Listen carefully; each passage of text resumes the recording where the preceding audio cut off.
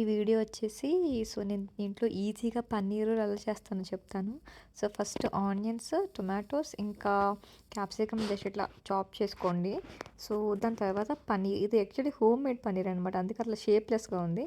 So paneer తీసుకున్నాను, తీసుకొని just పన్నీర్ని toss చేసి పక్కన పెట్టేసి మొత్తం వెజ్జెస్ అన్నీ కూడా వేసి బాగా టోస్ట్ చేశాను అనమాట.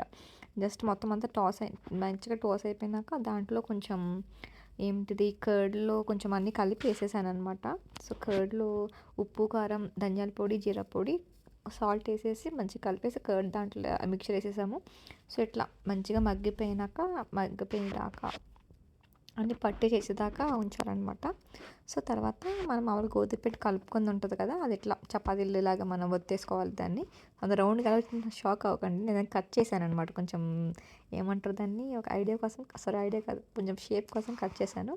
సో ఇట్లా రెండు వైపులు మంచిగా కాల్ చేసుకోండి, కొంచెం గీ వేసుకుని. Ghee or oil depends upon your మీ ఇష్టం. సో ఇట్లా కాల్ చేసుకోండి మంచిగా రెండు వైపులా. ఇట్లా మంచిగా వేగినాక ఇంతకు మీరు చూపించినట్టు మయోనీస్ కానీ అట్లా పిజ్జా పాస్తా సాస్ వేసేసి మధ్యలో ఇట్లా రోల్ చేసేసి, ఇలాంటి ఉంటాయి కాబట్టి ఇట్లా దగ్గరికి రోల్ చేసేయడమే. చేసేసి ఇట్లా కట్ చేసుకుని తినేస్తే సూపర్ యమ్మీ యమ్మీ యమ్మీగా ఉంటుంది అనమాట.